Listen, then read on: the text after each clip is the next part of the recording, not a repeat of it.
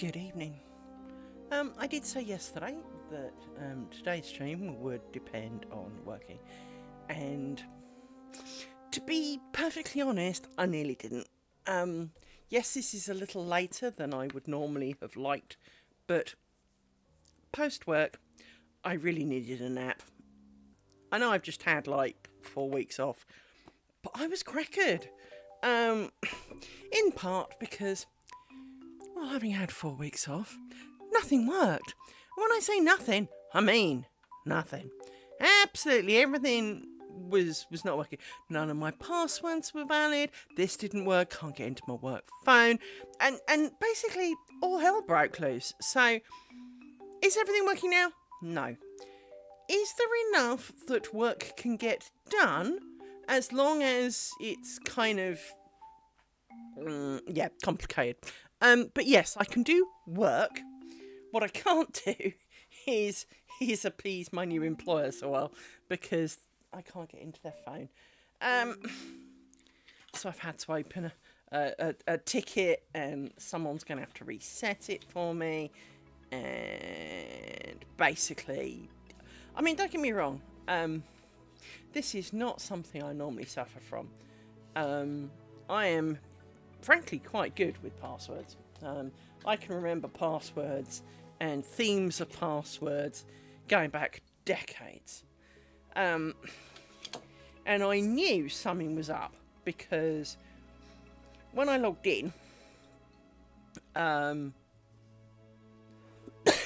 the first password worked. Hurrah. The next password that I desperately need before I can do anything useful didn't. Now, okay. You know I only did 4 days work. Well, technically it was less than that. But 4 days work before, going off on holiday. But, well, I'd saved my password for the help desk system into my browser's memory, as you do. You say, it says, do you want to save this? Yes. I don't want to have to type it in 1,000 times, so yes, please. So I knew the password for that account, because it uses that account. But it said that was not the password, so it was not a me thing, but at the same time, it wasn't working. And, well, yes.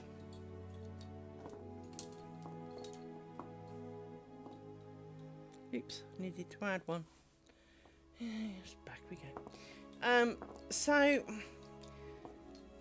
it's been a frustrating day, because obviously I needed to do that, and because I couldn't get in my work phone, and I'm not a direct employee anymore, I can't just reset my password and have it mail me it and look at it on my phone. It's got to involve someone else, and first day back, it's just not what you need. And as I say, I couldn't get into my work phone for the other company, and this is not what you need. Day one, it really isn't, 1, 2, 3, 4. Now, you do come out, but you should be more than 4. You should be 5.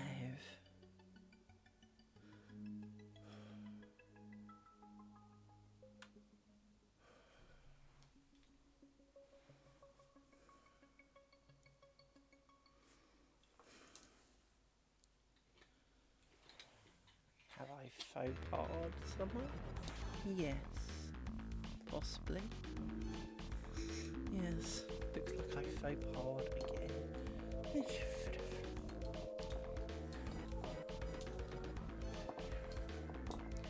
And of course, now I've sat down to do this, it feels like it's 9 million degrees in here.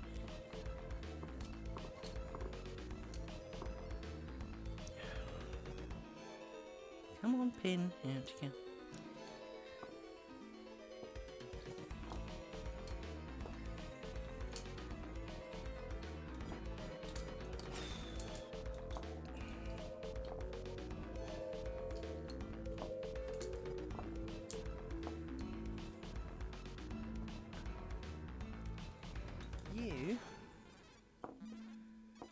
finished the row last time.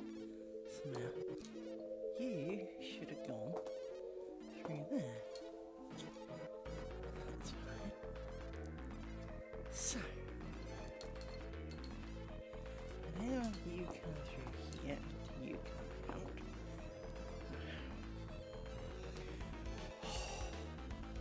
How's it so weird?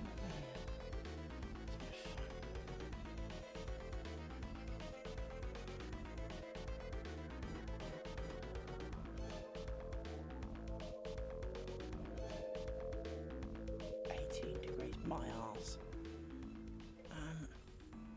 There's no way it's 18 degrees in here.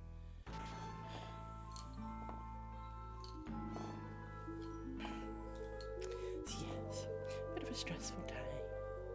Could have done without it. Fortunately, I only have to do half day tomorrow, so at least from that point of view, 5 hours, and then it's the weekend.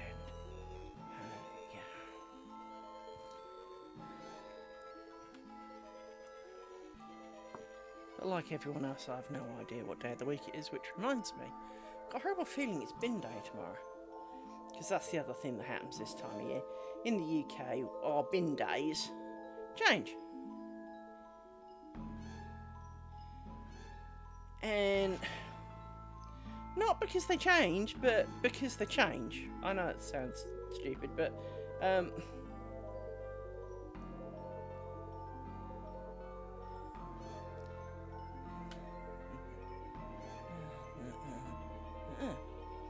sod off, I was typing. Doesn't really matter.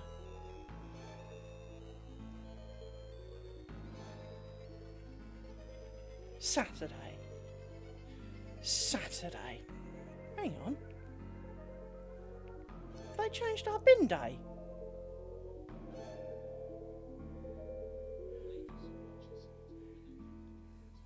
Hello! Welcome to the channel.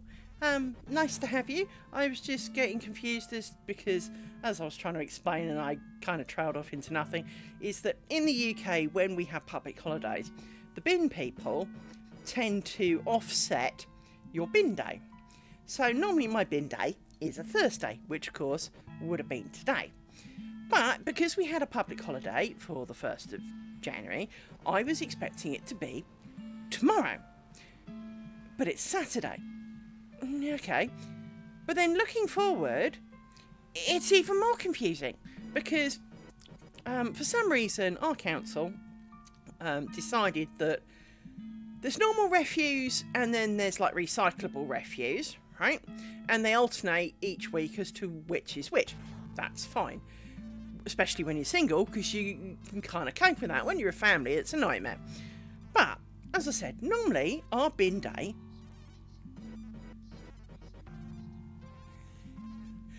Yeah. And that is often the problem.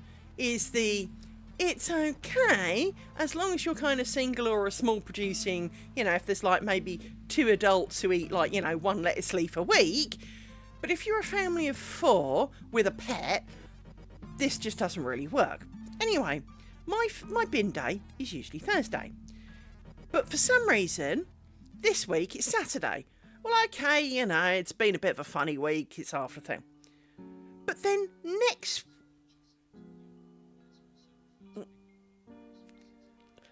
Well, it is.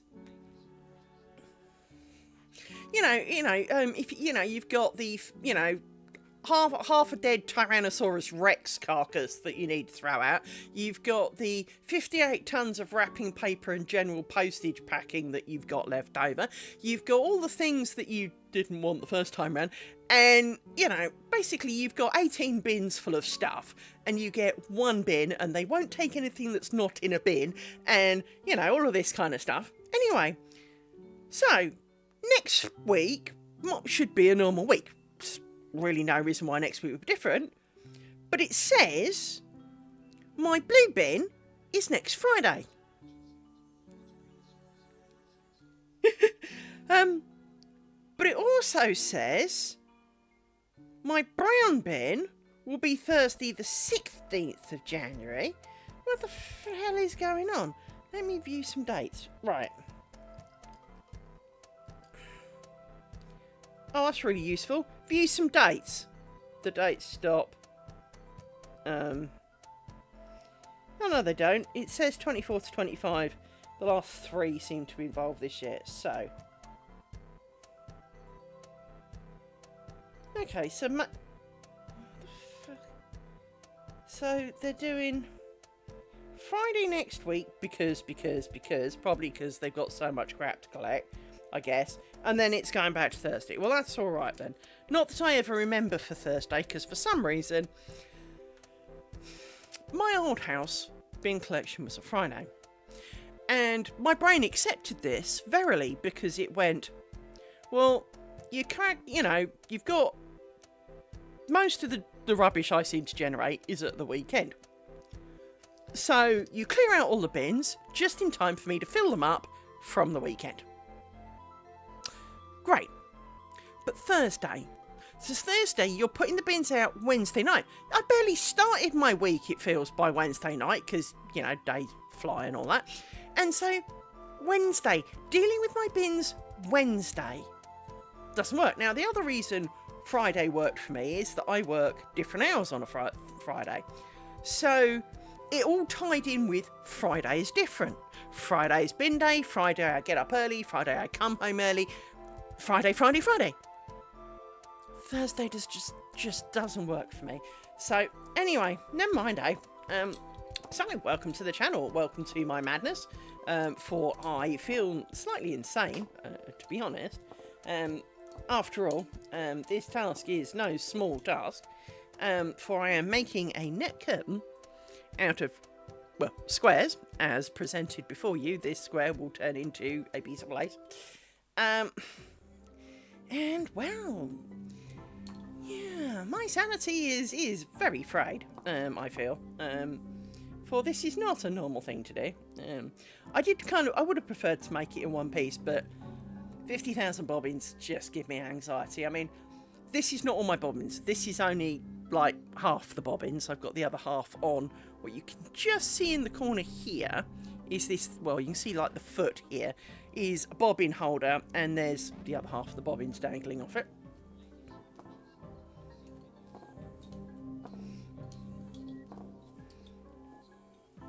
Well, this is the advantage of catching someone live, because they can explain it to you.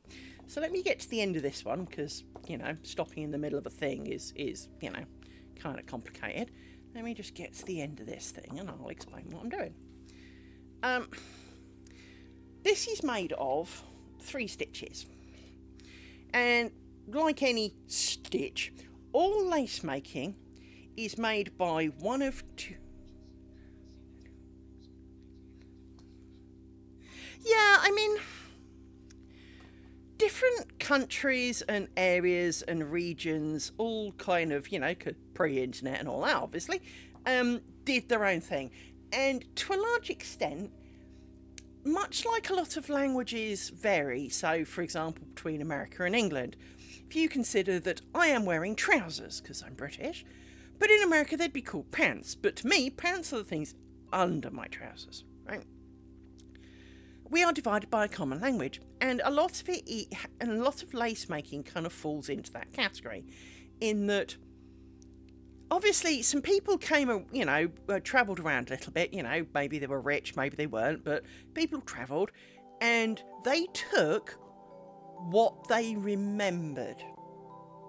Not necessarily what actually happened, but what they remembered. So the varying lace styles do things differently, but it's all basically the same stuff, but completely different. So, for example, this is known as torchon lace. This is a lace variety most people start on, and to be fair, so did I. Now, part of the reason that this is so popular with all of us is because it works on a square grid, and you stick pins in the holes, and you just kind of, for lace making, you follow the things on the piece of paper. You don't need, there's none of this, you know, knit two, join some, none of that kind of crap, right? Now, the 3 stitches I have here, which are not overly apparent, let me zoom in a bit, hang on, I'm on the wrong thing for that, so let me zoom in and across a bit and up a bit.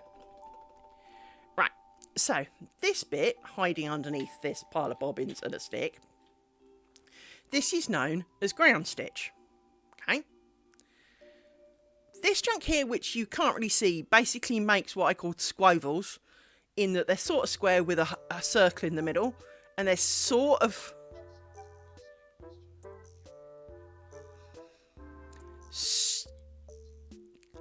okay, so I'm using OBS. I have a Stream Deck with a magic button that I set to zoom in, and if I move my pile of pins so I can get at my mouse, I'll get you the name of the camera, because I'm dyslexic and I've had a long day at work, and frankly remembering anything other than my own name is a challenge. So where's my magic thing? I bought the Elgato Facecam Pro. In part, I have a really expensive digital SLR. I really do. It's a Canon and everything. But it only does webcam in 720. I own a GoPro that's 420, you know, that's 4K and even does 8K.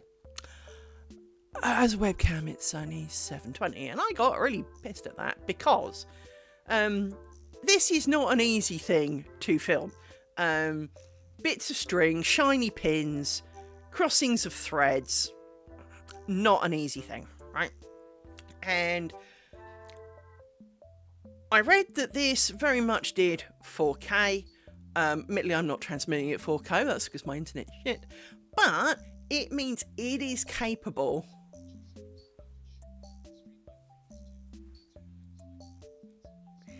So yeah, it is the Elgato Facecam Pro, and it was £100, I think. It might be less than that, but it does work very well for this. And you can program it to have buttons, so you can say, because it actually does go further out than this slightly, because if I have it any lower, I headbutt my light, which it's attached to. I've got a big ring light. It's mounted in the ring light, so hence it's like this. So I can tilt it, and I can move the light around, and it moves around. But if I lean forward, I don't want to headbutt the light, so it's that far away. So it could do further out, and it will face track if you have your face in it.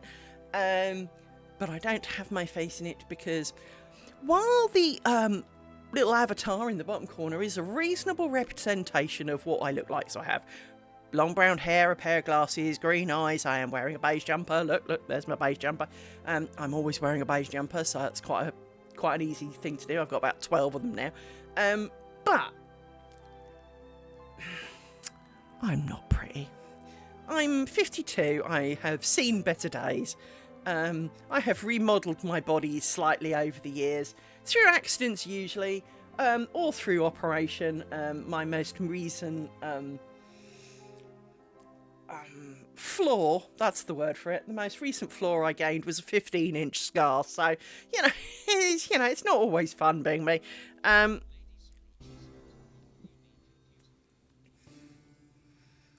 My beauty comes in logic. That's where my beauty lies. I am the queen. I am Borg, frankly. So, back to my lace making. All lace making derives of 2 moves. Cross, which is to take the left bobbin and place it over the right one. Or twist, to take the right bobbin over the left bobbin. That's it. That is all lace making consists of. So, as I said, this is torsion. I am doing a thing called cloth stitch, because basically it makes the uppity, overy, undery like you get in any form of plain weave. Bear in mind, I'm a weaver as well. So it gives you the traditional, what people think of when they see woven. So if you have like 10 threads coming down, you might go over the first one, under the second one, and do that all the way across. The second time round, you go under the first one, over the second one, all the way across, and repeat, right? So that's effectively what this gives you. So to do cloth stitch, you take 2 pairs, which are going to be these 2, and you do cross, twist. You can do them one at a time, but it's easier, and cross. Now your pairs have changed places in a cross, and they literally, both sets of threads do this. And you repeat this all the way across. Except for the fact that, being autistic and strange, I worked out that if you actually think about how the stitch works out, so having demonstrated it, you start with the middle pair, do the 2 outside, do the middle pair. But then you move over to the next one. So what you can do is cross the first 2, do the next 2, and instead of just doing the one, you now do what would be the first stitch with the next pair. So you do this, and you just work your way across, flipping under and over as you go, till you get to the end. And that feels too many. 1, 2, 3, 4, 5. Yes, I went 1 too many. But you just kind of... Well, exactly. And it's more efficient, it's quicker, and frankly, as long as you keep going, it makes a lot more sense to just go for it.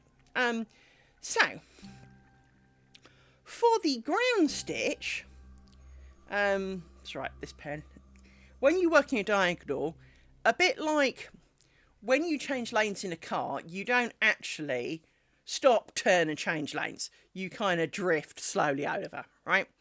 Lace making kind of works the same way. To do a diagonal, you add a pair one side and drop a pair the first side so that you slowly work over. So it kind of works in a similar way in that you don't, you know, the actual threads don't work in a diagonal.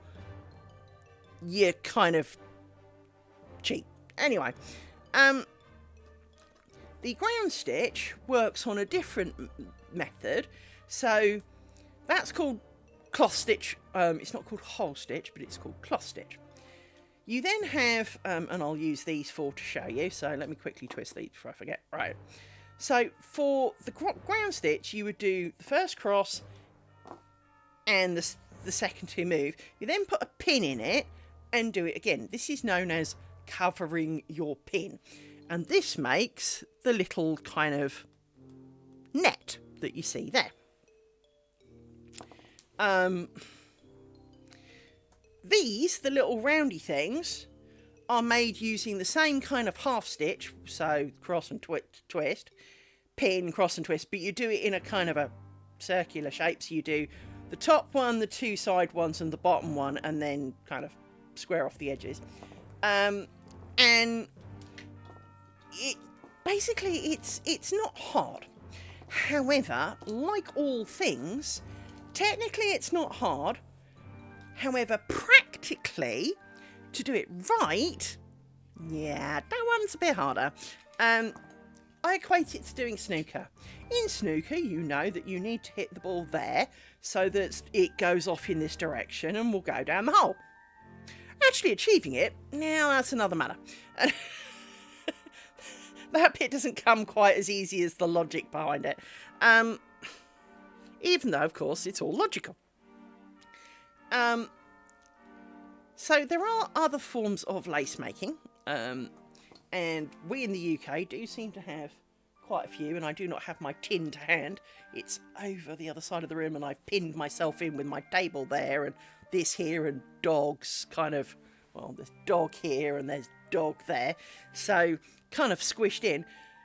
But I did make a very beautiful bookmark, for which I'm very proud, using a different style of lace. But it's not really that different. Yes, you do the kind of net stitch, slightly different.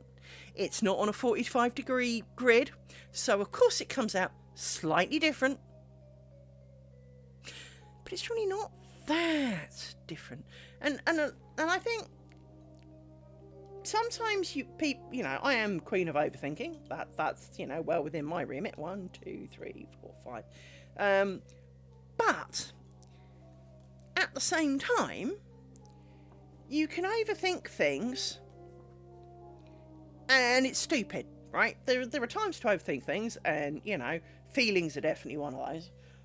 But at the same time, you can overthink something, and just because it's got a different name doesn't make it scary, right?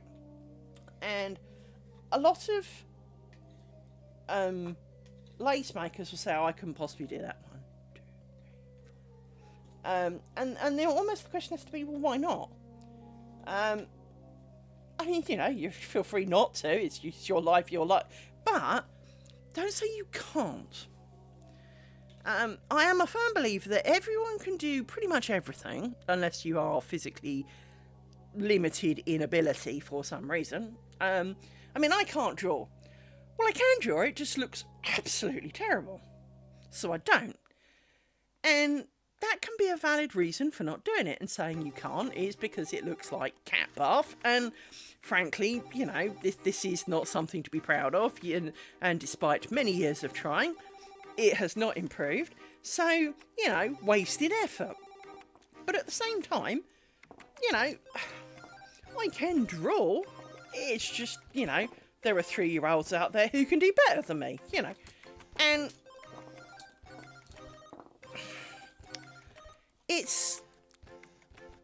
I often believe a lot of it is opportunity. And it's the same with your job. Just because, for example, Elon Musk is, you know, insanely rich, doesn't make him a better person than the rest of us. It meant that he was in the right place at the right time, and had a reasonable, and had perhaps the skill or the insight to make decisions of the moment, and won.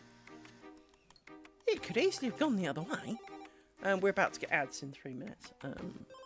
Worry not, I will stop the ad. But it's, you know, so it's not everyone is better than just because, you know, they have multi-million salaries. Not everyone's better because, you know, they can do this, that, or the other. It's not a case of better. As you've said, everyone is beautiful in their own way. And, you know, the kind of the Einstein thing, a fish will think it's stupid if you ask it to climb a tree. Well, yeah. If you're expecting me to paint you the Sistine Chapel, you're on a loser.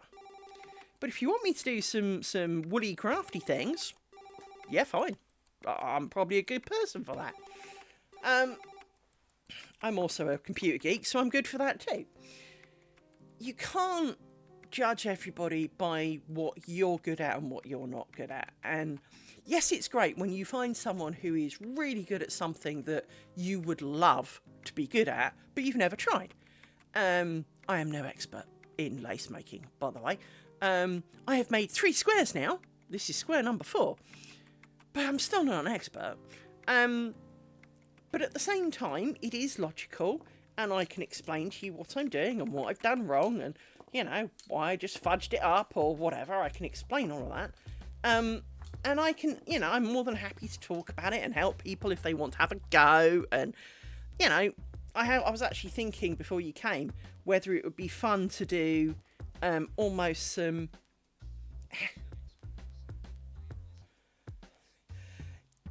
I was going to say, Tenchi, I haven't seen you for years. No. Well, of course, I've never seen you technically. Tenchi, my friend, it is good to see you. Tenchi is a regular. We like Tenchi. I've known Tenchi a long time.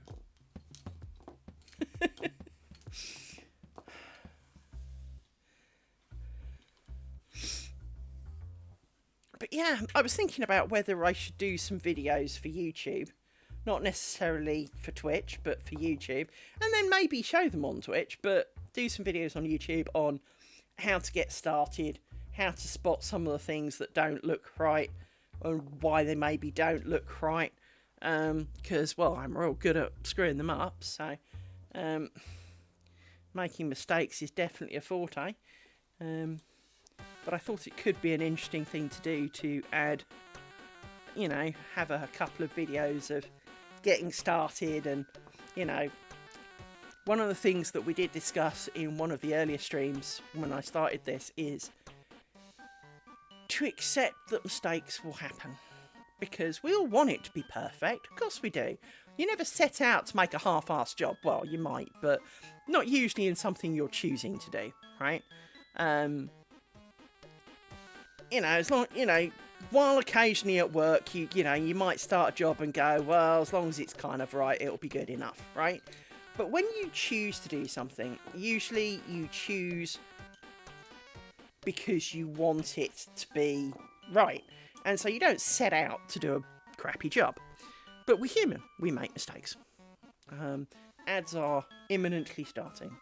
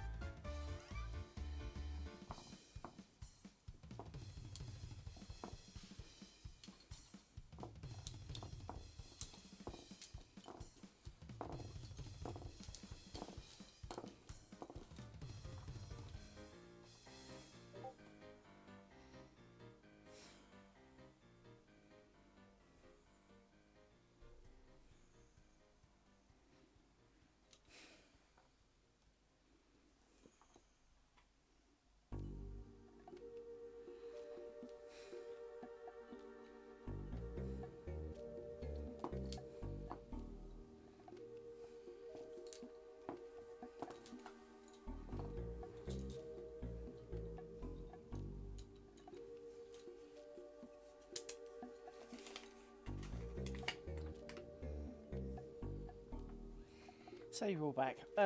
The reason I put things in these sticks is because it helps them stay in their place, but also now I don't need to be using them for a bit. I can chuck them out the way at the back, and give myself more space at the front to work in. So it is a sensible thing. And I usually shout, stick! Because, well, why not? And yes, I have the mentality of a small child.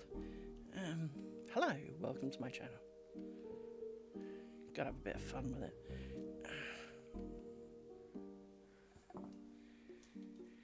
Right.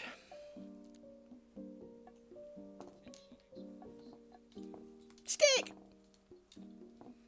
Well, it actually comes from badger, badger, badger, badger, badger. It's a stick, it's a stick, it's a snake. Badger, badger, badger holds a big place in my heart. If you haven't heard badger, badger, go to YouTube, Google badger, badger, badger. It was a thing from the 90s, done on a Flash movie. And basically, badger, badger, badger, badger, badger, badger, badger, badger, mushroom, mushroom, badger, badger, badger, badger. And then it's a snake, it's a snake. Right? Those are the only words. That's it. Badger, badger, badger, mushroom, mushroom. It's a snake, right? While walking the dogs one day, following the inevitable Sunday chat with my dad, for my dad had 3 topics of conversation: ballet, dog poo, and leaves. These were the only things generally that ever got talked about in our weekly conversation. For my dad was retired and did crap all of nothing other than sit in front of the TV watching Border Force, smoking his pipe, and which, unto surprisingly, killed him.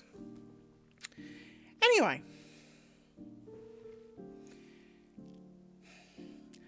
my what was then husband was walking the dogs with me, and it was a lovely day, and we were reminiscing because, one dad's phone call had gone on for a couple of hours. And we were just talking, and he was struck with pure inspiration. Because in descending order of topics of conversation, it goes ballet, dog poo, leaves. Ballet, ballet, ballet, ballet, ballet, ballet. Dog poo, ballet, ballet, ballet, ballet, ballet. Oh, it's a leaf, right? And that's it. We kind of fell about the floor laughing, and it fails to badger. It's a leaf. In essence, the total story goes: my dad, when I was a small child, I was offered a chance to train with the Royal Ballet. My dad declined. I was then offered a chance to train for the Olympic squad for gymnastics. My dad declined. Not long later, my dad went to see Nutcracker, as I think everyone frickin' does, and got into watching ballet.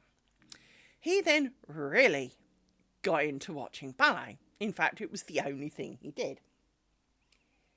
And he then decided to support the Royal Ballet School, which, I have nothing against him. It's, it's his money. He can do what he likes with it. It's my money now. But, it was his money. He can do what he liked with it. But he was far prouder of the kids of the Royal Ballet School than he'd ever been of me. To the point, in the same year I got my black belt at karate, bear in mind I was his one and only child. His wife had left him, so it was just me and him. He travelled to China to watch other people's children perform in some prancy crap.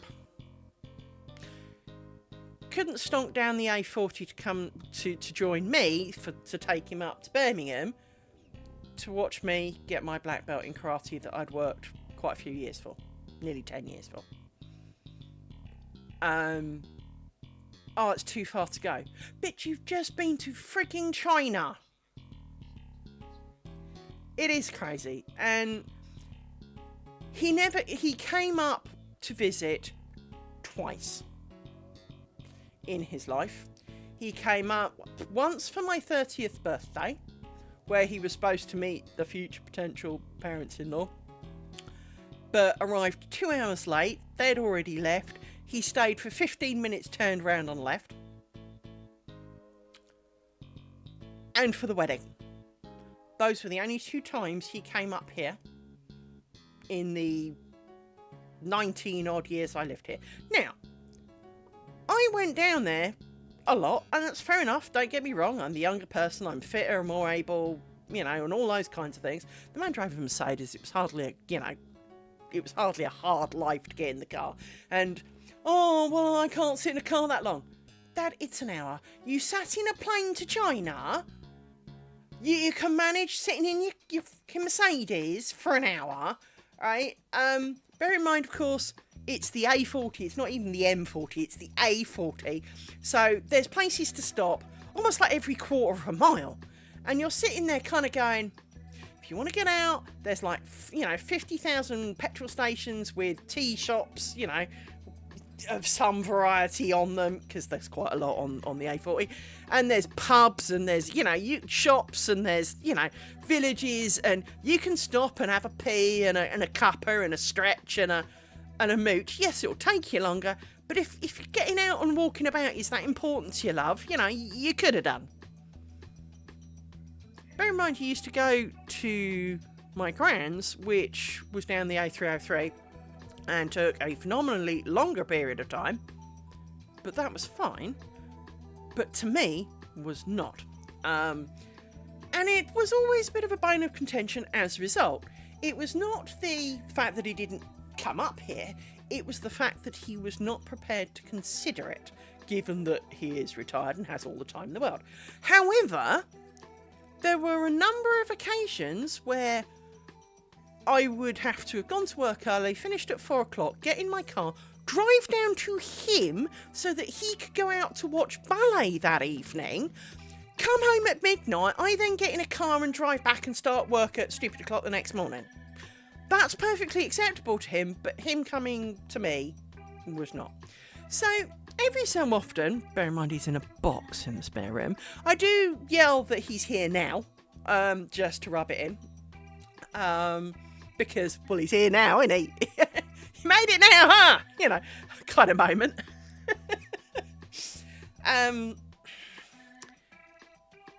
There are a few things that, as a whole, we didn't disagree over a lot of things. There were a few things we didn't agree on, but we didn't necessarily disagree.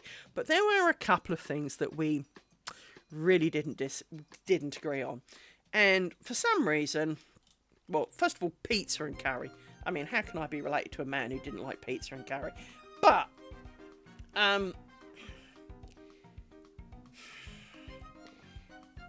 he was never proud of me.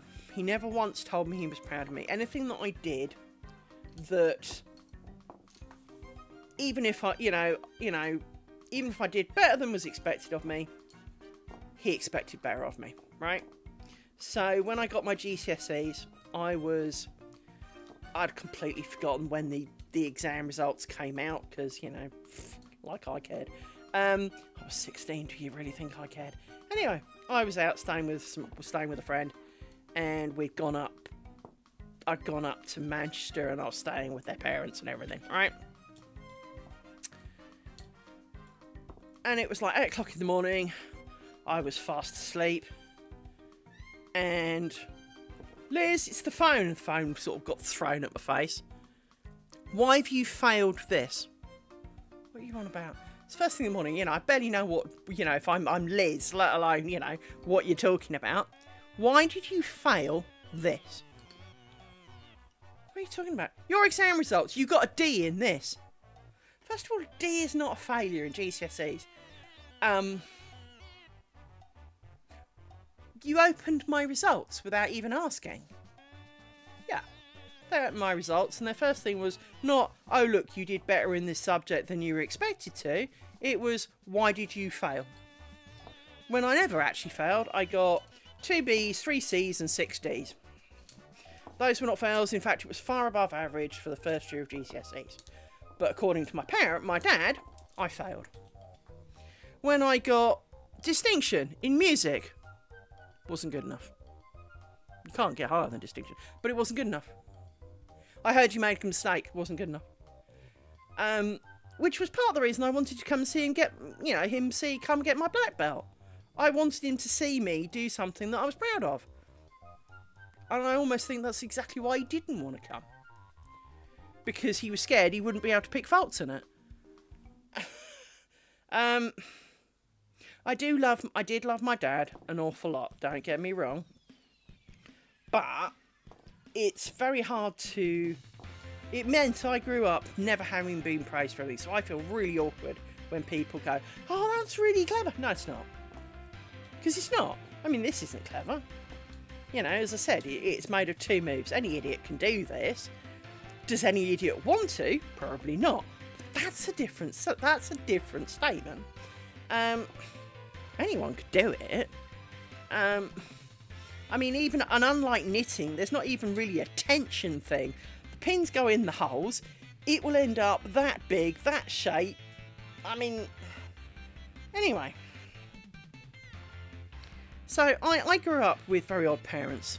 I had a very odd childhood, and I never really realised how odd, because of course it was mine. For all of us, we all know that we are each individual. Our families are individual, and our families, once we're adults, we realise they have some quirks.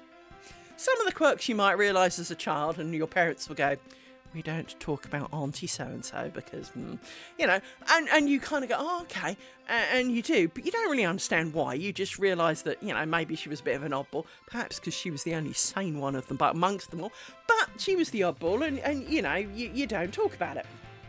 You know, there's always a bit of a black sheep of the family or something going on, and so, you know, it doesn't get talked about, and you kind of go, oh, okay, and you know, come the Christmas things, you don't ask why Auntie so-and-so's not there, and who's that with, or who's that, or whatever, you know, you don't do those things. But it's only once you're an adult that you realise sometimes that things that were expected of you were not normal. So I did not have friends as a child. For the most part, because my parents did not really allow me to have any. And when I say that, I did not get birthday parties. I was not allowed to invite friends around for tea. I was not allowed to go round to friends for tea. So I never had any friends because I could not do the social dance that was friends. Now, I know that this is a bit controversial, but I actually think, to an extent, my autism is a result of how my parents brought me up. It certainly made it worse, because it did not allow me the opportunities to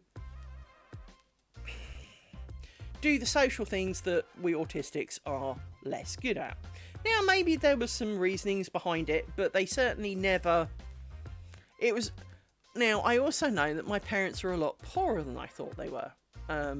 I never realised as a child that my family was as poor as we were. We had a house, we had a car, I assumed we were all right. I knew my dad worked 3 jobs, but I thought he did 2 of them because he enjoyed doing it, much as I'm doing this. If I was then selling them for a great, humongous price because they take so frigging long to do, I didn't realise he was not doing it because he enjoyed it. He was doing it because he needed the money to pay for the house and the things for me and my mother. My mother didn't have a job. It was very traditional back then that, you know, mothers didn't work necessarily. She did go to work later, once I was kind of more secondary school age, but it was done that, you know, mothers generally stayed at home. And so he was the sole money provider. And I can tell you now, when my dad retired in about 1998, 1, 2, 3, 4, 5, he was earning £21,000 a year. Which is not a lot. And he was a manager. So he was not a wealthy man. And he owned a house in the edge of London. So again, expensive area, and it was a posh, expensive area. So again, you know, you aren't talking, you know, some scummy area. It was a nice area, and houses. I mean, at one point, his house was supposed to be worth about £1 million. Now, he didn't pay anything like that much for it. He paid about £4,500 for it. But at one point, it was supposed to be worth that much money. Now, of course, it actually wasn't. When it came to be sold after his demise, it wasn't anything like that much. But that was not the point. He worked really hard to... Now, he encouraged me to be very musical. I am musical, but I also don't know whether that's because he pushed me so hard to be musical, or whether I was actually just always going to be good at it. But I am, quite annoyingly, musical. But I didn't want to be. I absolutely didn't want to be. I had zero interest in being musical. Now, of course, we all know that this is the women's curly hair, straight hair scenario, in that all the women with curly hair want it straighter, and all the people with straight hair then perm it to make it curly. Or do the, quote, what's now the curly girl method, and buy 6,000 products, spends 3 hours curling it round brushes, scrunching it and curling it, and trying to claim that it's naturally curly. If you have to spend like an hour rinsing it in shit and putting shit in your hair and putting a cast on it and then softening the cast so it's not hard and crunchy. If you need to go through all that shit, your hair is not naturally curly. It really isn't. It's just, it might have a few waves and kinks in it, but if you have to, all but put it in curlers and glue, super glue it, it's not natural.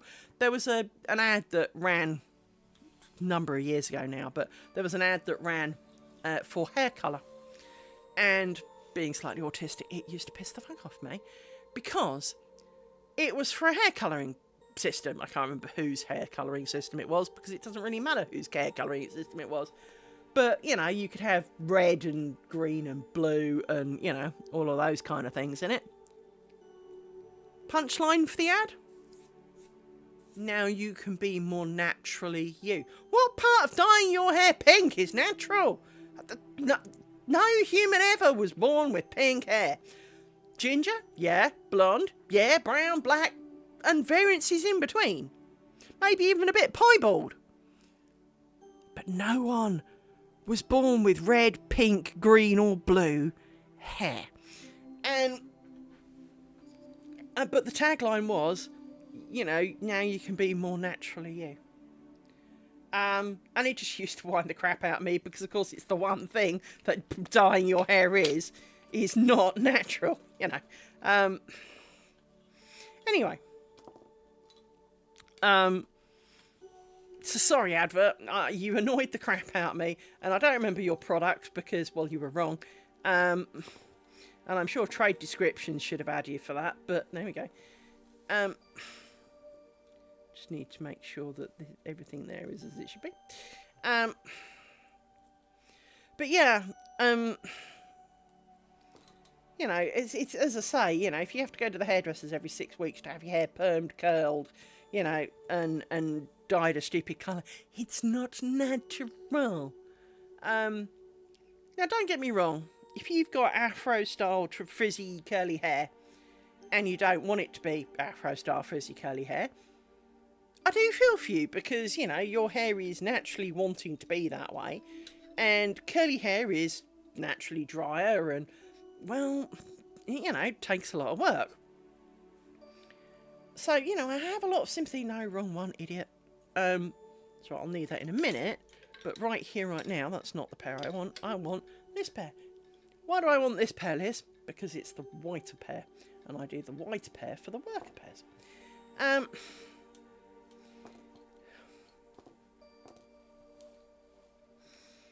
So yeah, I don't know. There is, my mother was a very unique individual. I thought I was oh, just sit still, dog. That's right, I've got dog jogging my right hand all the time because he's trying to be behind me doing dog things. But my mother didn't support me either. My mother never congratulated me on things that I'd done. So even when I did really well at gymnastics, won competitions, neither of them cared. Neither of them at all. It was almost the, okay, yeah, of course, well, you could have done better. You know, you didn't score tens kind of thing, you know. No, maybe I didn't. But at the same time, I didn't face plant into the ground. So, you know, can I get a bit of recognition here that, you know, it took some effort and all of that kind of stuff, you know. The answer to that is no. No, you can't. But during the summer holidays, I used to go down my grand's farm, where I was born, and work. And I don't think I ever told my parents this, but half the reason I did it was to get away from them. My grandparents, while obviously down on the farm, you're doing farm shit, not, you know, school shit, and, you know, clearly because I didn't have any friends to do the summer holidays with, but everyone else I know, you know, during the summer holidays went on holiday. You know, I know, went to London, went to the Natural History Museum, went to, you know, did stuff. The stuff I did was I'd go down the farm and maybe once we'd go down the seaside. But I was okay with that. I didn't know that wasn't normal because, well, I had nothing to compare it to because I didn't have friends to talk to it about.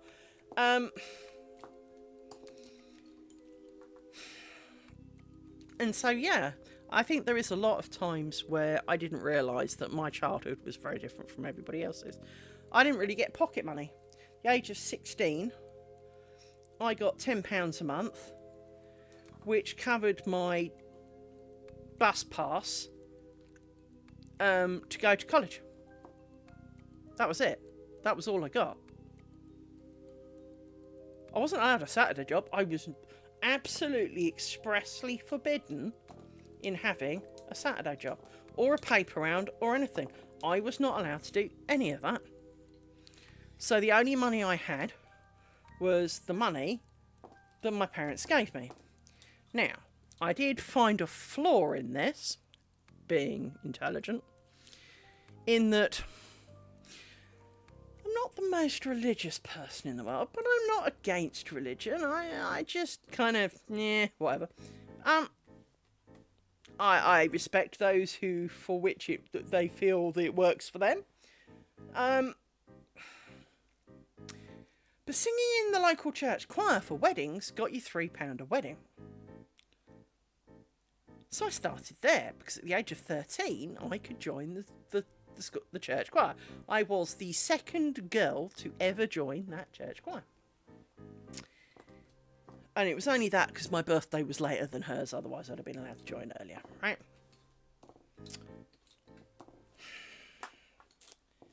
Now,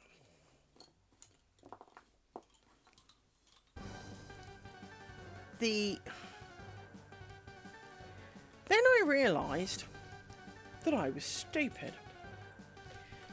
You see, for the church choir, you're required to stay for the wedding. You have to sit and endure the same frigging lecture and the same this and the same, well, not quite the same hymns, but, you know, pretty much one of about 6 hymns and the same this, and I used to occasionally end up doing solos and things.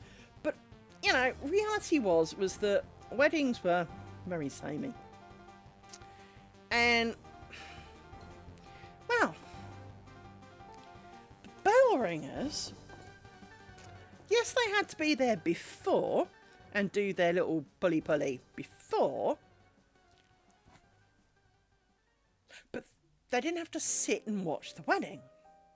Plus, they didn't have to wear the cotter and the ruff and look like a frigging angel or whatever, you know. You could wear normal clothes. Well, you could wear normal clothes under your cotter and ruff, but on a really hot day, wearing a big black floor-length, you know, coat thing with a high collar with a frilly bit, and then you've got your cotter, which is a little white kind of tablecloth thing that goes over the top. It's just too many layers on a really hot day, right?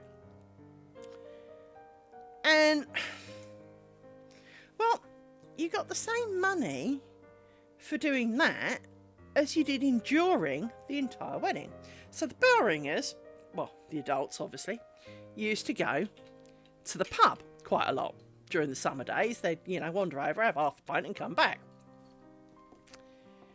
Well, I was the youngest bell ringer by a considerable number of years, there were a couple of people who occasionally came who were a bit nearer my age than their age, because most people were retired, right? And so, as you probably are aware, most churches in the UK, there are other churches within, you know, not quite shouting distance, but, you know, it's not like you have to travel 3 hours to get to the next one. And, well, if you get it right and you go to the right places, you can find yourself in an area where there's 3 or 4 churches. And so we'll pick an Uxbridge for this one. Sorry, Uxbridge, but you are the best one for this. So, in Uxbridge, right by the train station, is St Margaret's. You ring in wedding 1 at St Margaret's. The moment they've arrived, wedding 2 is at St Andrew's, which is a 1/4 mile walk up the road. You ring in wedding 2. You then travel the mile and a bit up the hill to Hillingdon. And they had 10 bells and it was glorious. And you ring wedding number 3. By the time you've rung in wedding number 3, you go back to the bottom of the hill, start at St Margaret's and ring out wedding number 1, and then you go to St Andrews, ring out number 2, and then you go back up to Hillingdon and ring out number 3. You have now done 3 weddings and gained £9 in the same time that singing for 1 would have got you 3. So guess what we did? Now, there were some other churches. They were a little bit further apart, so occasionally you did Ruislip and Harefield. You might have gone to Watford if you were really bored, because there's a couple in there's Oxford and then there was Oxley. But the truth of it was that on the right day, the right place, you could do all right. And the best one was the 3 for now. Obviously, it did depend on the timing, because, you know, if they want them to do it at the same time, you can't do it. But if the stars aligned, you could make £9 for basically about an hour and a half's work. And driving around a bit, or legging it around a bit, depending on your point of view. And so we did that. There was a couple of us, and we'd do that. And so it'd be like, you know, we're looking for some people to do a wedding at you know, at this. Oh, great. Well, that'll time with this one. Yeah, we'll do that. Do you want to drive? Yeah, all right. We're up for that. So we did a lot of that. And it was a great and glorious thing. I really enjoyed that. So when I got married, I insisted on bell ringers, of course, because if I'd rung for 50 billion other people and sung for 50 billion other people, well, I expect the same for my wedding. Thank you very much. The one thing that I find really, really weird is here in the UK, our sense of bell ringing is very, very different to Europe. A lot of European bell ringing, they have a number of bells and they just randomly ring and cacophony the whole lot, and it sounds really horrible. But we in the UK do, well, pre-planned patterns. So there's Granshire, there's Stedman, there's a couple of others, but those are the really popular ones. And when done right, to the outside person, you probably don't realise what tune they're technically doing. But when it's done right and you hear them like start off in their, you know, kind of scale start, so they start with the highest and end up with the tenor at the bottom. But you know, whether you've got 6, 8, 10, 12, whatever it is. And it can be a beautiful thing. Now, I do know that bell ringing in America is much more like British bell ringing, because the boyfriend I had when I was bell ringing moved to America, and he still rings bells, as does his wife, the lady he dumped me for. And, you know, they still ring bells, so that's a good thing. The local tower, I say the local tower here, a localish tower, it used to be nearer, now it's not. I used to be able to hear it from my house, now I can't because I've moved.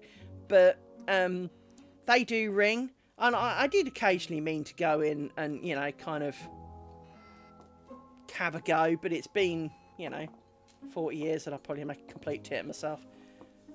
Because my brain would go, I remember remember how to do that, and then promptly forget, you know. So yeah. But bell ringing is quite it's a pleasant thing to listen to when done right.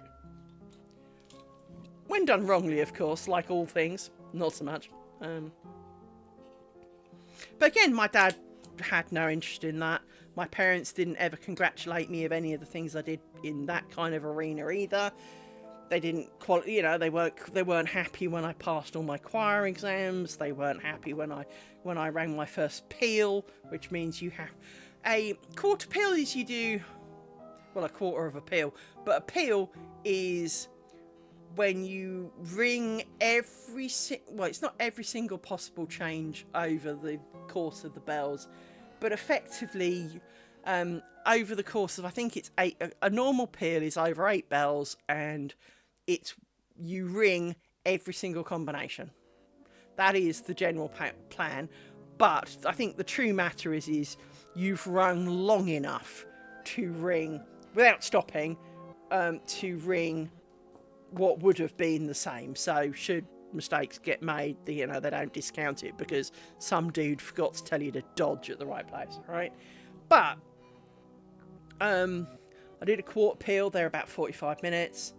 I did a few of those, and then eventually I did a whole peal.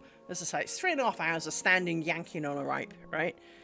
It's like everything, it's technically not that hard, but it is kind of your brain does start to wander. Even though you're actively thinking the whole time, your brain does start to wander, you know, because you've got to look for the guy you're about to follow next, and you start wondering what's for tea, and you forget that you were supposed to be changing direction now, or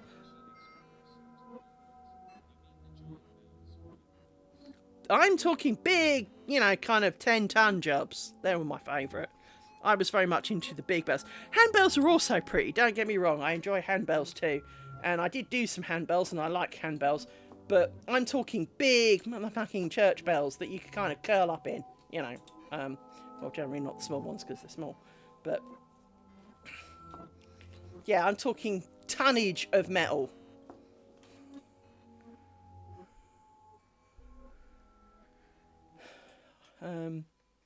Funnily enough, the guy who now lives in America, our first date was a bell ringing thing in London, and it was kind of an open tower job, and you could drive around, and you know, you were encouraged to make a donation to the towers you were visiting. But we were in London, and we were doing that, and we were at one place, and they went, "Are you too busy?" And we kind of went, "No, we're just mooching around London ringing random bells." And he went, "What, do you want to come and ring a wedding?" So we rang out at St Paul's. And we got, I think it was £8 for doing half of a wedding. Half of a wedding! Christ, I definitely rang in the wrong places, but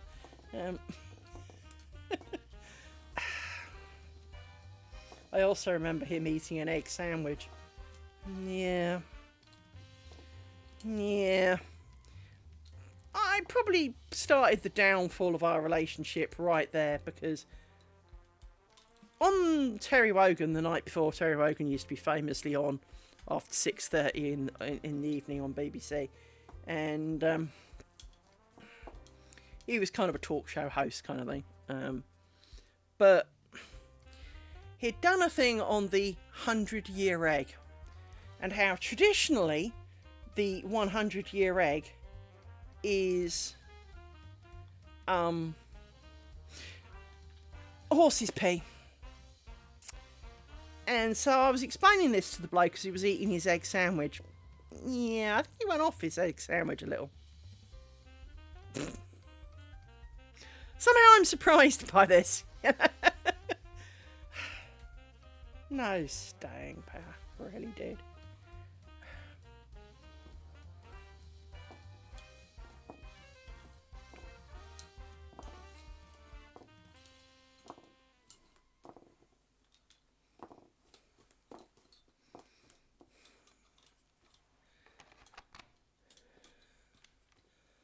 Yeah, apparently, I got the impression that may have been one of the things that put him off me a little bit, you know.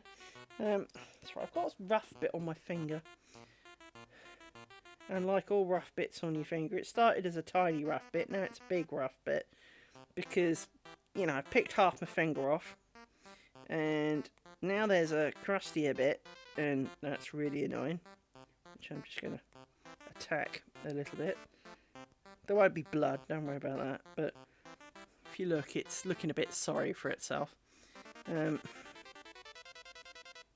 Because there was a bit of a loose skin scenario. And so I chopped that off with scissors rather than pull on it, so it didn't go up to my armpit. You know, had a bit of thought, but still not exactly, you know, flush. And so every time I mess with my bobbins, I can feel it.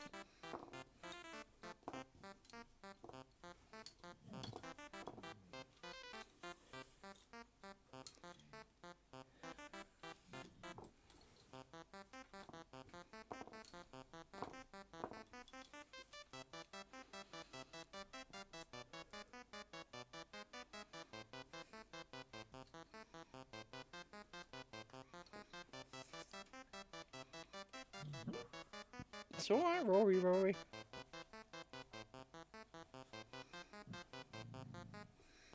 It's alright. He's asleep. He's grumping in his sleep.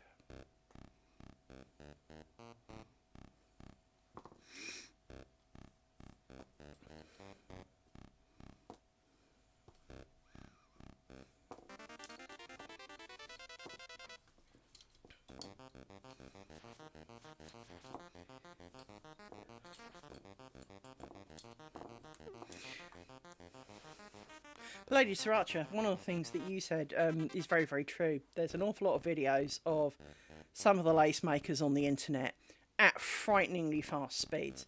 And there is a part of you that goes, wow, I wish I could do that. Because then it wouldn't take, 16 billion years to make nothing. But it also means you can't really see what they're doing. And even as someone who can look at their pattern and can see enough of their pattern to know what they're going to be doing, you watch them they've got like mounds of bobbins like this, and they kind of go, nee! And you're kind of going, but what you actually see is they seem to pick this one and go, nee! And you're and while they kind of throw these up and down in the air a little bit, they just kind of go, nee! And you're going, but you never let go of that bobbin. Now, admittedly, if you think of how I do the over-undery thing, to an extent, if I could hold these far enough apart, so if I held these, I don't know, a bit like this, I could arguably pass bobbins through. But it doesn't really work. Your arms get in the way, your hands get in the way. So it doesn't really work that way.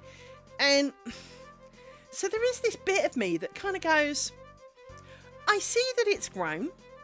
I see the pattern that you're making. But even knowing what you were achieving with your hands, I still don't see how you did that.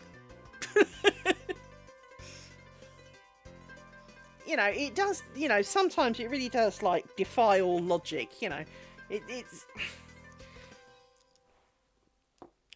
is. And as I say, in some ways it would be really nice if I could do this so fast that I could do, in a night I could do a quarter of, or I could do a triangle or something. If I could do a triangle a night or even a square in a week, I'd feel quite cool with that. But the truth of the matter is it takes way longer than that for me. And I can do reasonably fast, but the bit that I find that's the slowest part is putting the frigging pins in. It's not the actual lace bit, it's the pinning bit. And the runaway bobbins. But it is 99% the pins. And, well, you can't shortcut the pinning bit. It just doesn't really work that way. And I forgot to add some. I can tell that because I'm clever. I forgot to add one when I got to the end.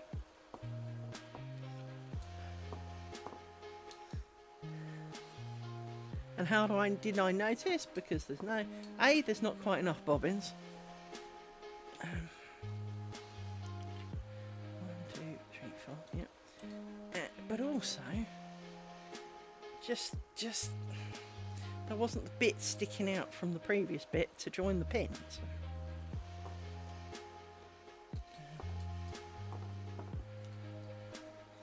Okay, now do the pin thing.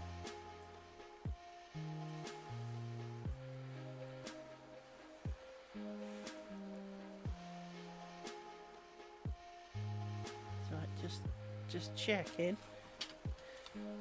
You make up. Yep, that's alright. Just checking that somehow I hadn't got out of sync with anything. No, you're good.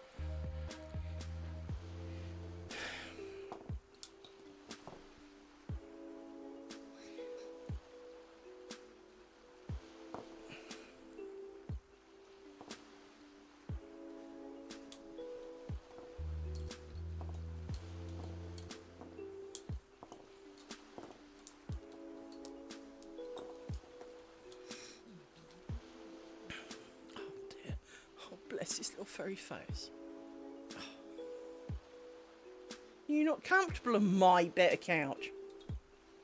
You have considered that it's because I am sitting and occupying it, dog. Yes? Right. So, how many pairs we got here? 1, 2, 3, 4, 5.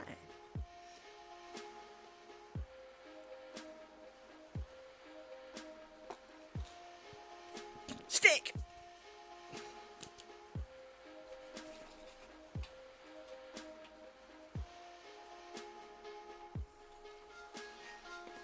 I saw that.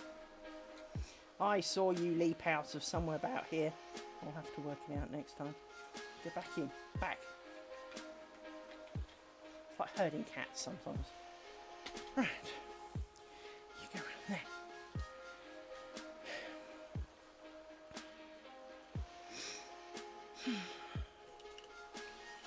Actually, they were not the ones I really wanted to stick. These should have been the ones that I was sticking, but never mind. Stick!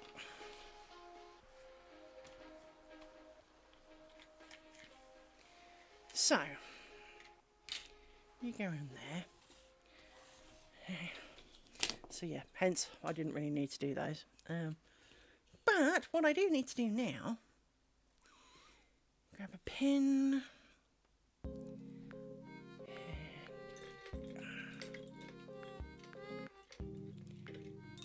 Add a bobbin.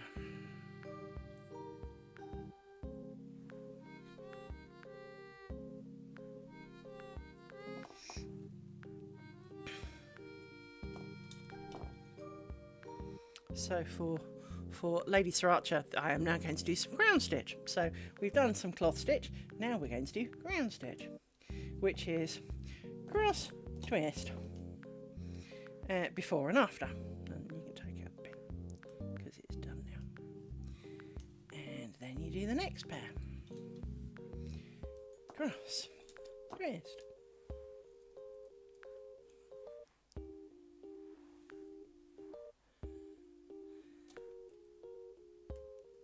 Stab, cross, twist, next pair, cross, twist, grab one of the keen pins that came with the last one, stabby hole,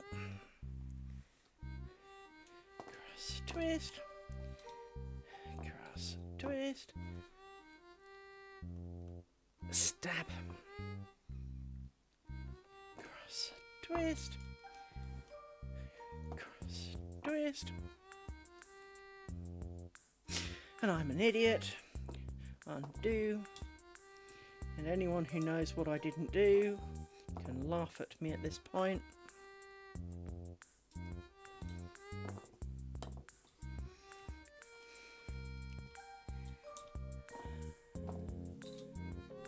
You're far too long and you keep coming undone and you're annoying. It's funny how they've all got the same knots, but some constantly come undone and some just don't. Some are really good at that.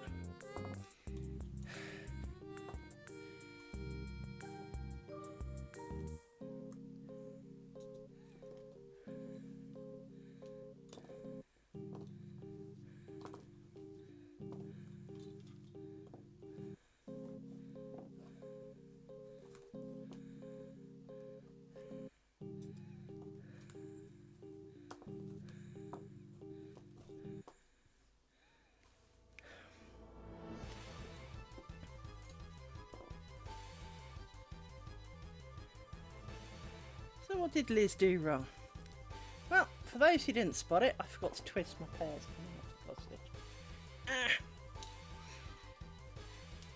Tradition states you cross, or you twist the pears coming off cloth stitch so that there is a twist between each stitch to give it some definition. Otherwise you end up with little parallel lines, which, believe me, it's a lot easier to forget to twist them, because some stitches end in a twisty bit, and so in which case already have them, and some stitches don't. And ground and the rose ground, which is the scroll thing, do have twists on the end. It's only the cloth stitch that does not. As a result then, it's really easy to forget,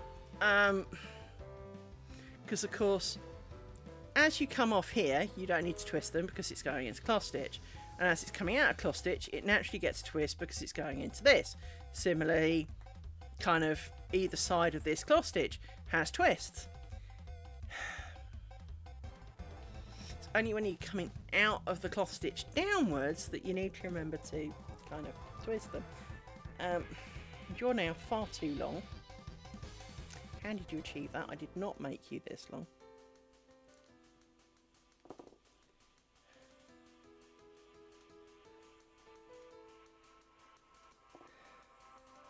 So you are now crossed, so we can go back to what we were doing.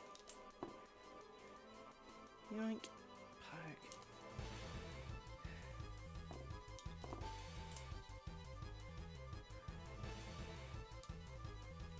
So when I made my Buckinghamshire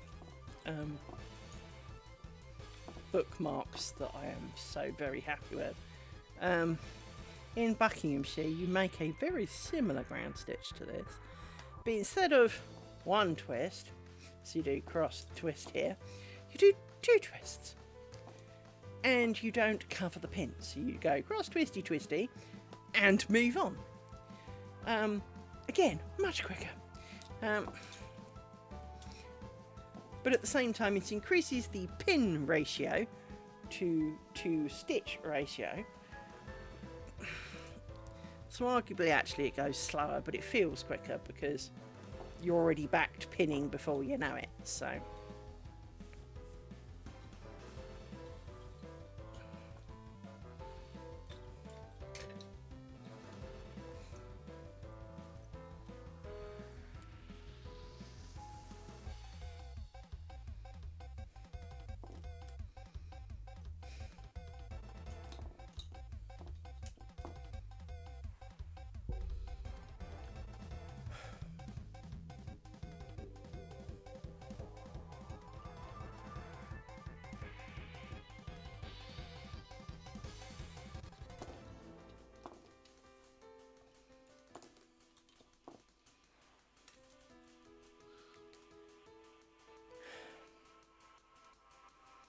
probably won't do too much more because I've got to get up at stupid o'clock tomorrow morning, and it's the second day of work, so I'm already tired from the first day of work and all of the shenanigans of today.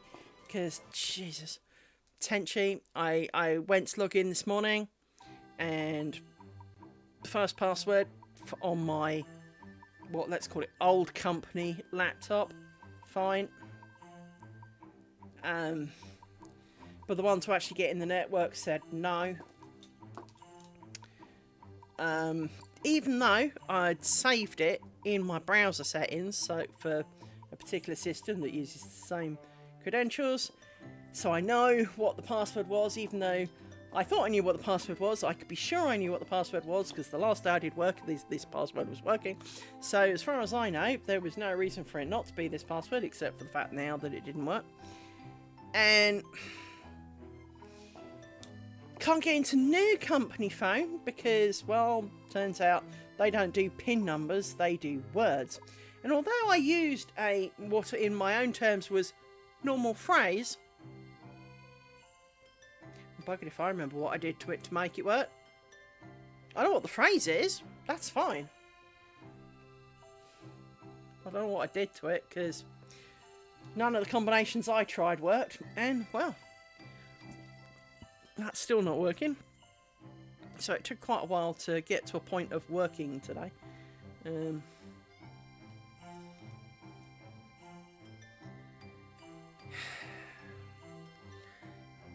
So yes, shenanigans, that's what we had. So I nearly didn't stream today because I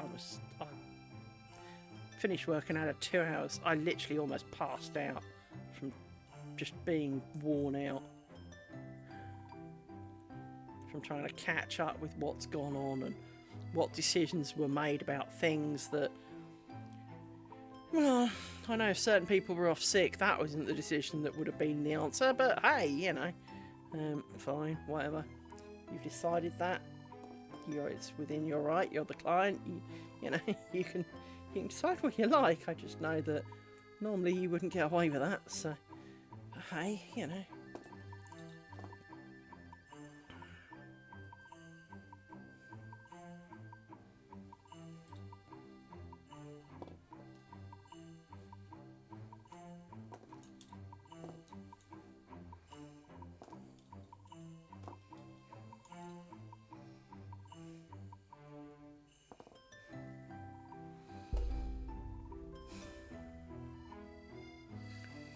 Ads in 3 minutes.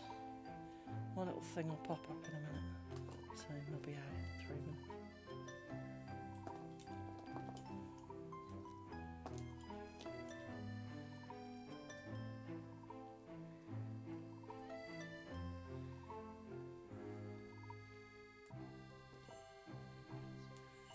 See, there you go, 3 minutes to ads.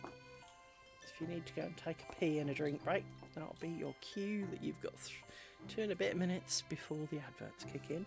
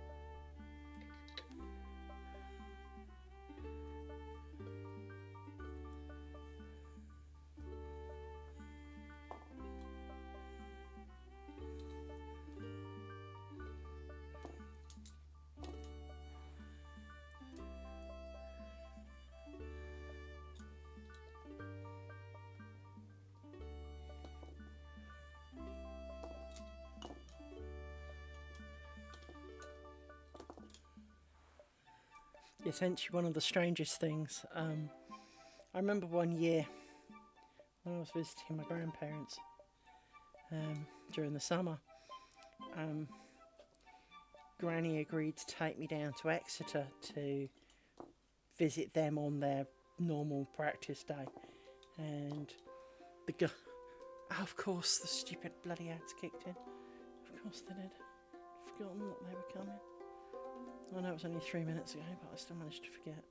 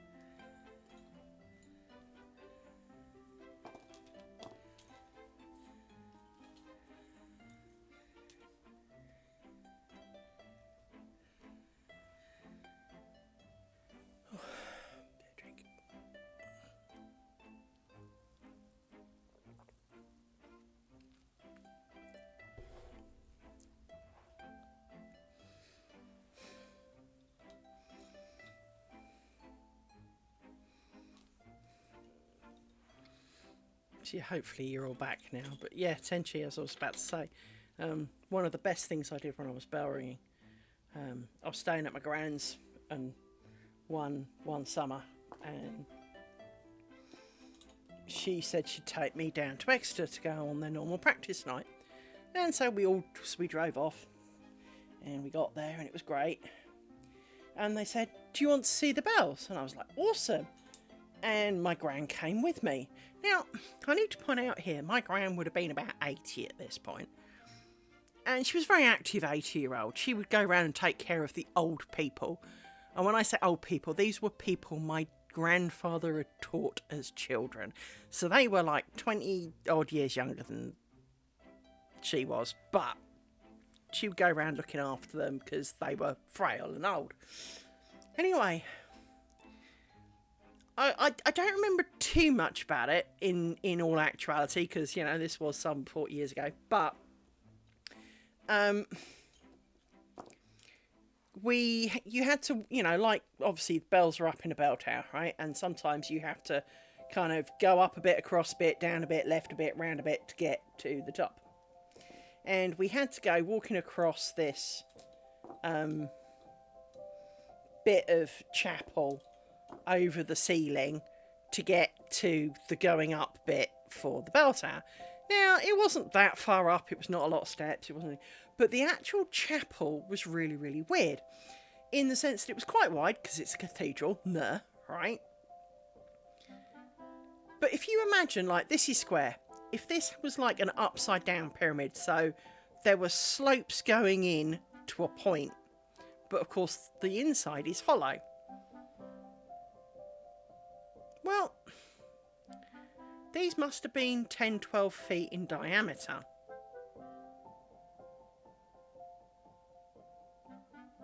There's no way out if you fell in. There were no, like footholes all the way up in case you fell in. Because, of course, you didn't just get to wander up there by chance.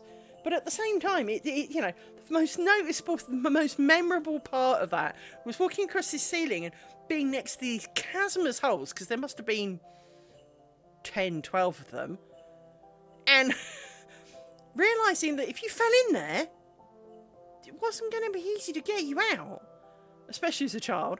And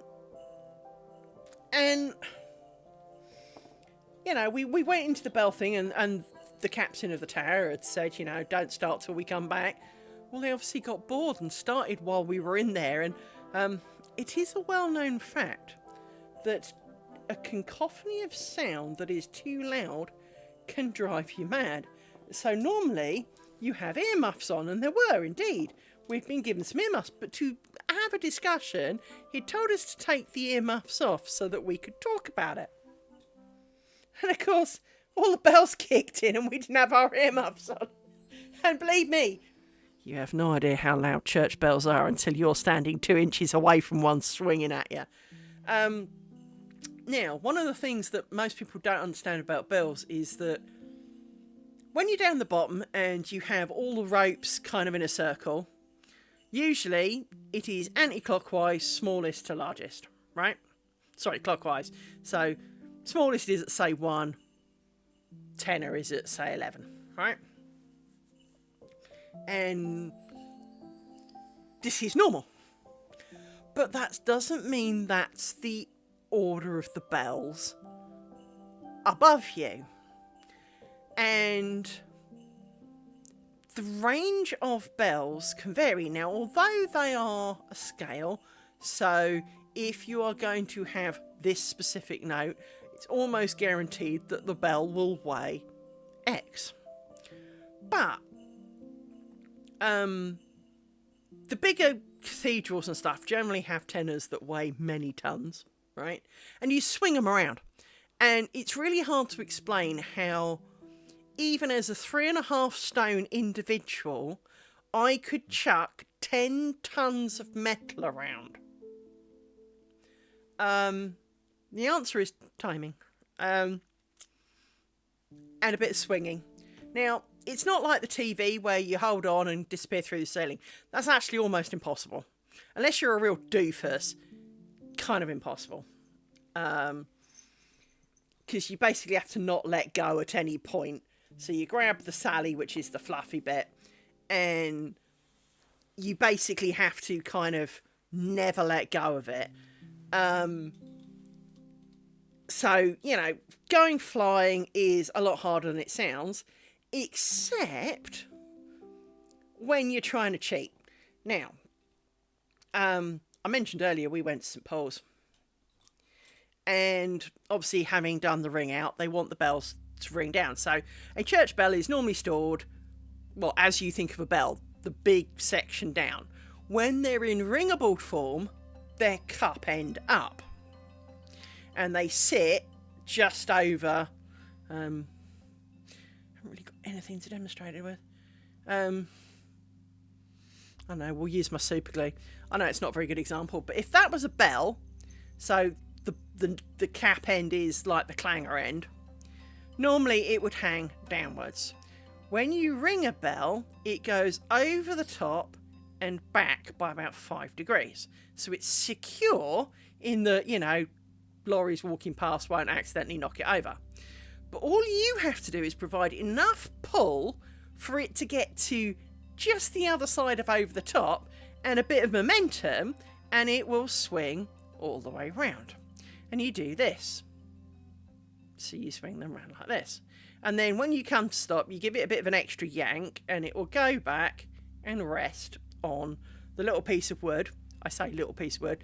They can be quite substantial pieces of wood, because obviously it's got to support the weight. But if you bang it too hard, you can break them. It's called breaking the stay, and I never actually did that. Never once did I actually break a stay. I know many other people did. I never successfully did that, because that is the one time when there is a bit more chance of flying, because, well, you're hanging onto the saddle, you're expecting it to come to a halt, and it doesn't.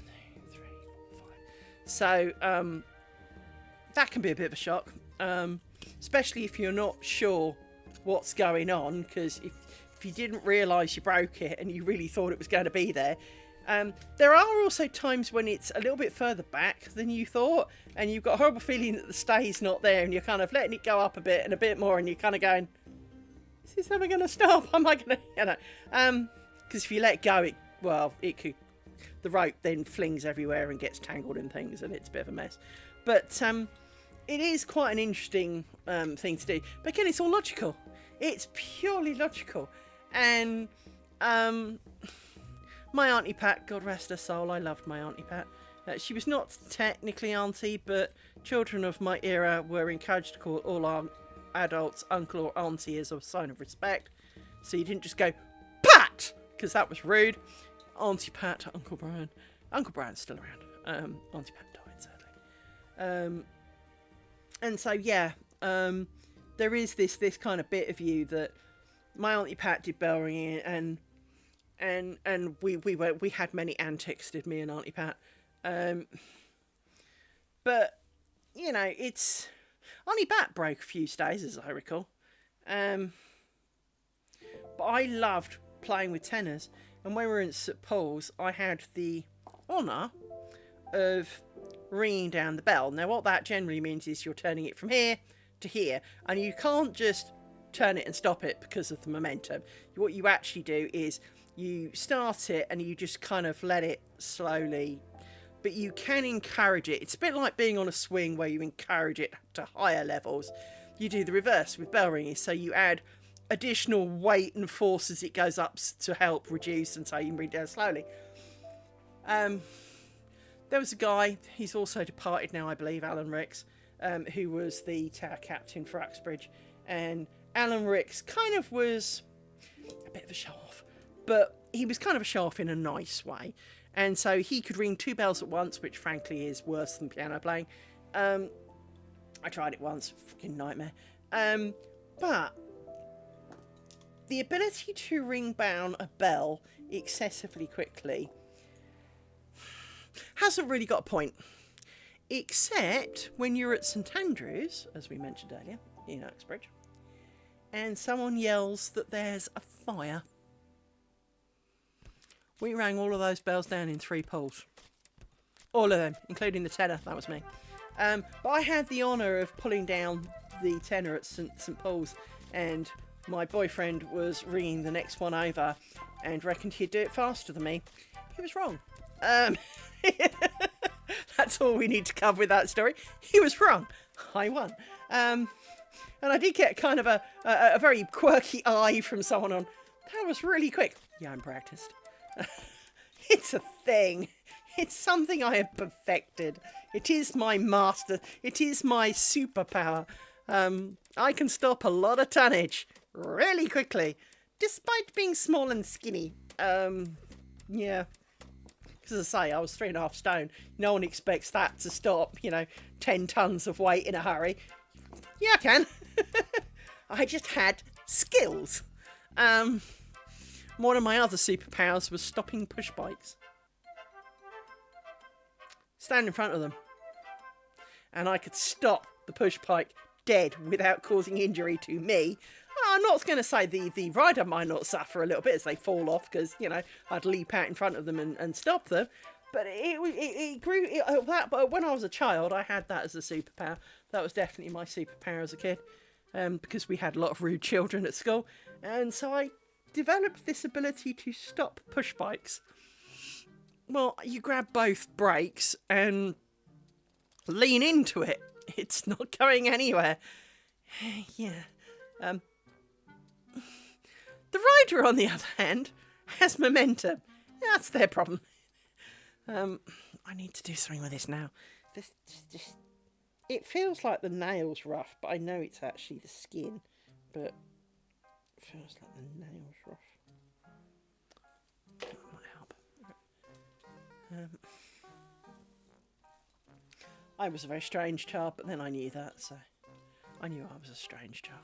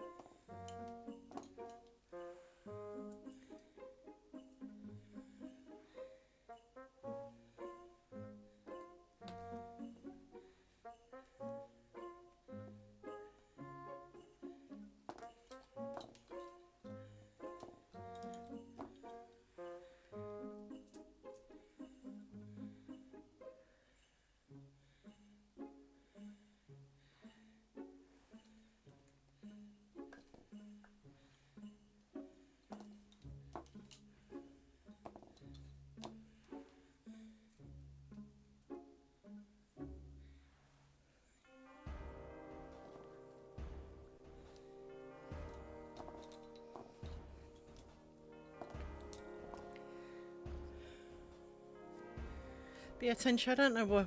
I was talking about this earlier, but I've been thinking about whether I should do some kind of how to have a go videos for lace making. Not necessarily true instruction videos as in I expect you to be making bookmarks by the end of it kind of videos, but short little videos on, you know, how you can have a go. This is true.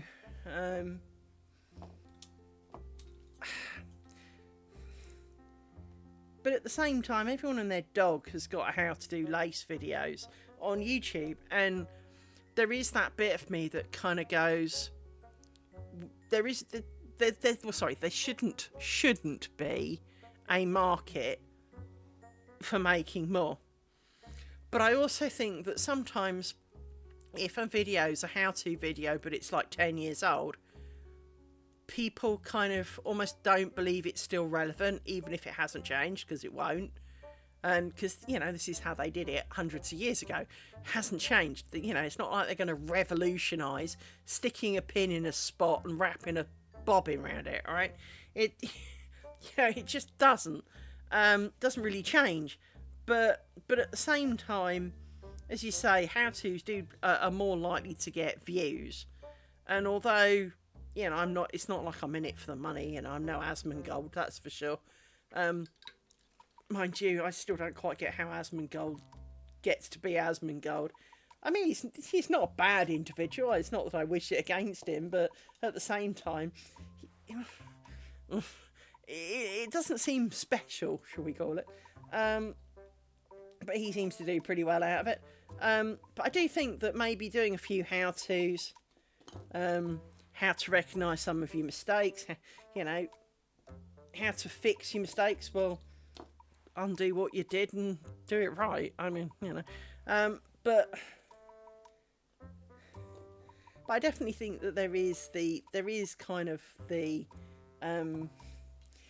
but the question is because I don't have a huge number of followers and not that I expect a huge number of followers, of course, is that if I bother to record and clean up and make a really pretty good video on how to, and even if I do it as kind of clips to play on stream and videos that are on YouTube sort of thing,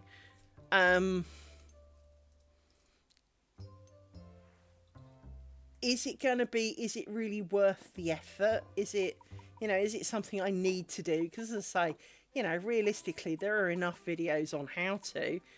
You just have to pick somebody, and kind of pretty much everyone seems to have one. So there is a bit of me that kind of says, do I need to? Because after all, I am no expert. But I do think sometimes some of the experts can be not patronising, that's not the right word, but they're clearly struggling to remember what it was like when you were a beginner. And I think that's true for a lot of things. If you go to your music teacher, for example, if you pick a musical instrument, I want to play violin, I want to do whatever, right? You go to a music teacher, chances are they're grade 8, have been for a number of years. They almost won't remember when they first tried to play their instrument and all it would do is squeak, howl and whine at them.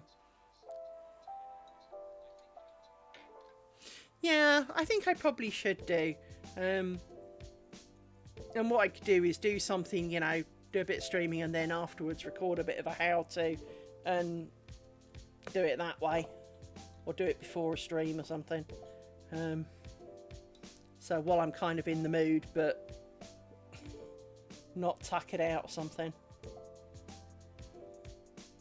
I'll have to see and plan a few how-tos that would be useful. Obviously start at the start, if you know what I mean.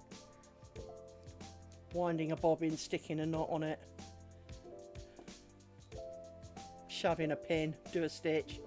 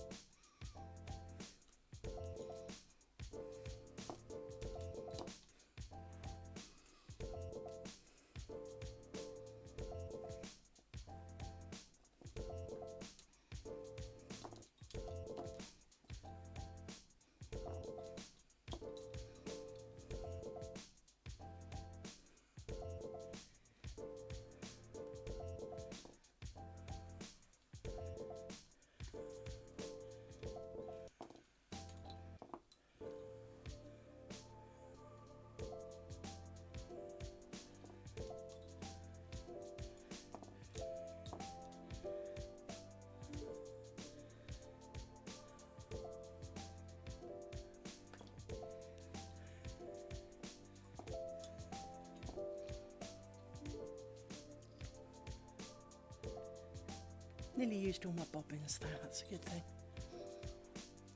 Because then I can put my stupid bobbin holder down and it'll be out the way.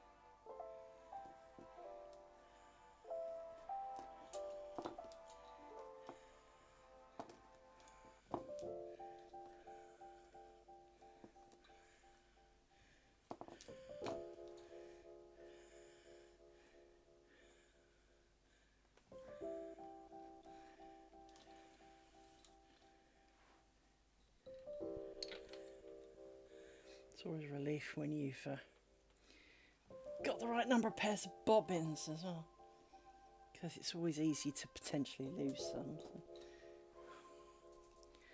One more dangling on my thing, which corresponds to the one row below what we're looking at. So, it all works out.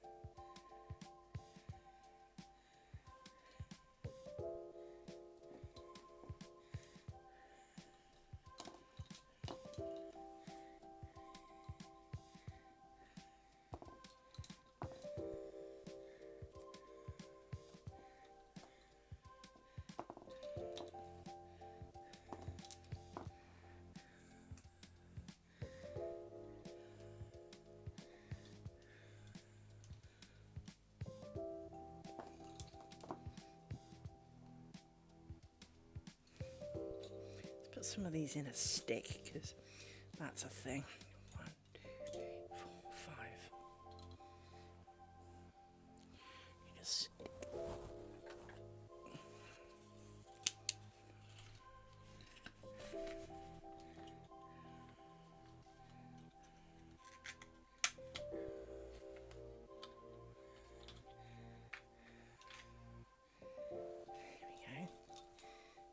you can move around a bit more. Up. And now we can put in the last bobbin.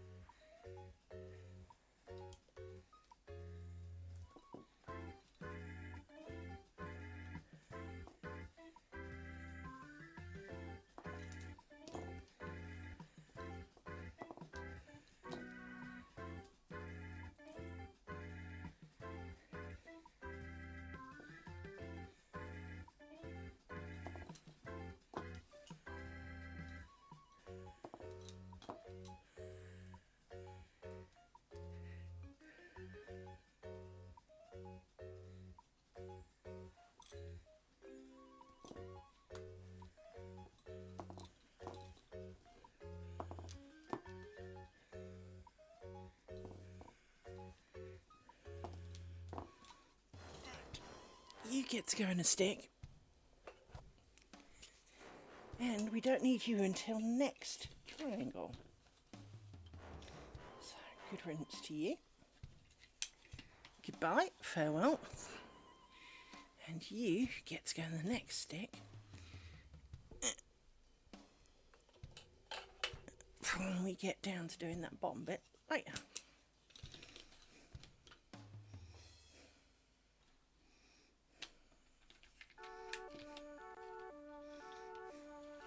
There. Like that. Right. Time to put this monstrosity away. I love this thing because it collapses into this, but what there isn't is a space for the bar that goes, if I show you, if I turn it upside down, you can just make out little holes in the middle here, where this bar goes. The problem is this doesn't attach to it in any way when it's collapsed, which is slightly annoying because it frankly means that it's likely to get lost one day. And what I really need to do is make a little bit of tape on my Inkle loom so that I can wrap it kind of round between these two things. She says having an instant brainwave. Now, where did they go? Where did you go? I saw you earlier today. You were on my table. Come out and play. Where are you? Hello. Hello.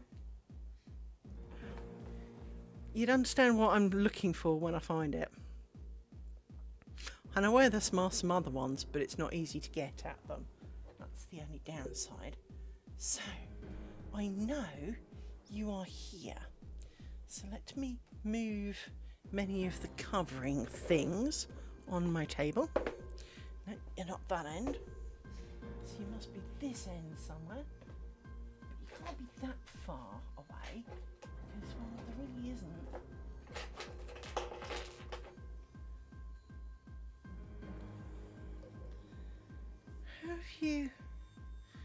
How have you disappeared? I had a load of knitting darning needles. Now, they're not the actual relevant portion of this. But I have a load of knitting darning needles that are held together temporarily by a really useful contraption that would be really useful right here, right now. So the question is, I didn't like it.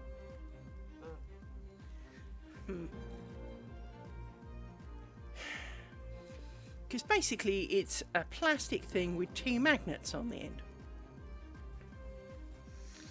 And, well, being magnetic, I expected to find it, as inherently it should be, attached to one of the metal parts of my table, because it's not where it was, because of course I moved it, because I had a bit of a tidy up. But there they are. I've seen them. There it is. Hang on.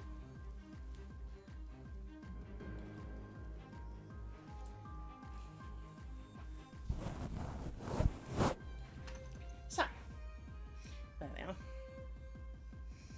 What you do is you unwind this like this, and then you wrap this round here like this.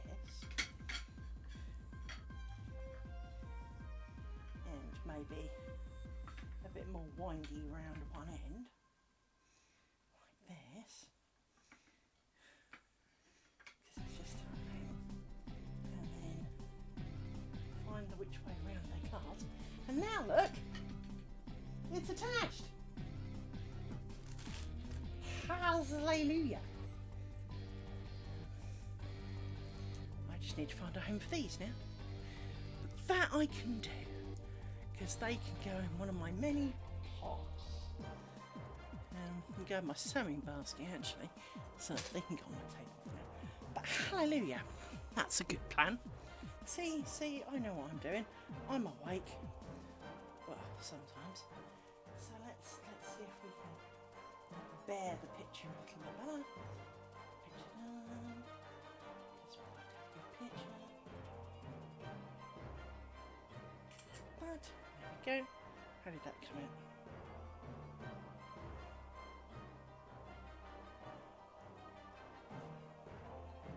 Bit of funky thread going on.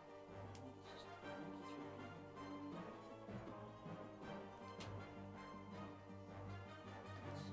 thread going on. Does look a little odd though.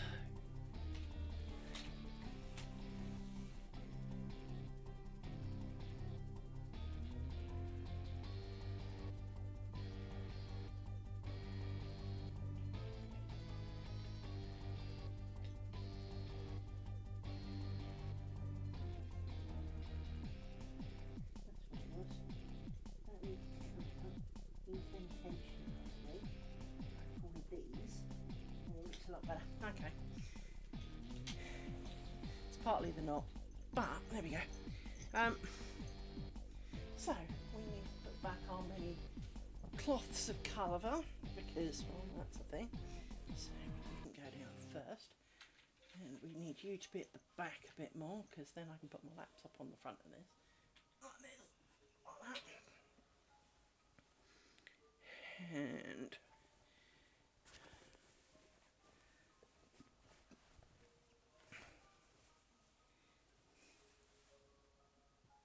cloth. There we go. Cloth. So covered with lots of cloths of happiness. Anyway, that's me done for today, I'm afraid. It is 9:30, so, you know, don't feel too hard done by. But that's me done for today. We shall be back tomorrow at our usual streaming time for Friday. I can't believe it's Friday tomorrow. How is it Friday tomorrow? How is it the 3rd of January? How is it a new year? Where did my time off go? Because I swear I do not remember having all that time off. Does not feel like I had 4 weeks off.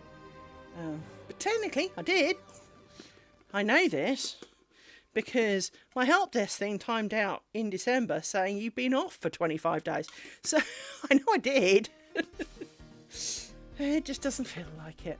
Because, of course, I streamed a lot of the days and we did lots of things and we made the Bucks Point bookmarks and we did all of that. So I was quite busy over the time and didn't exactly sit around slobbing, and so it doesn't feel like I had 28 days off because although this is not a job, it takes a bit more effort. It has a bit more of a job feel to it. And so with that in mind, it's kind of no different because I'm talking to you like I'd talk to you, someone at work. And so, you know, there's a bit of banter between the things. There's talking about the actual work. There's, you know, what did you do? Oh, one thing I meant to tell you, I bought some beads. Now, these are the large ones. The small ones haven't arrived yet, but you won't be able to see very well. But they have like slightly silver insides and kind of rainbow coating on them. I thought they might fit quite well with some white thread for a interesting bookmark or 6. The bottom or the top or whatever is just a kind of a out of book doodad and sparkly pretty. I'm also going to get me some sequins to decorate some of my bookmarks with. Anything to avoid Italian picos, that's for sure. So, but yes, I shall see you tomorrow in about, calculation in progress, so 12, 13, 14, 15, 16 hours is about the approximate timage. So in about 16 hours, I shall return. Till then, live long and prosper. Bye-bye.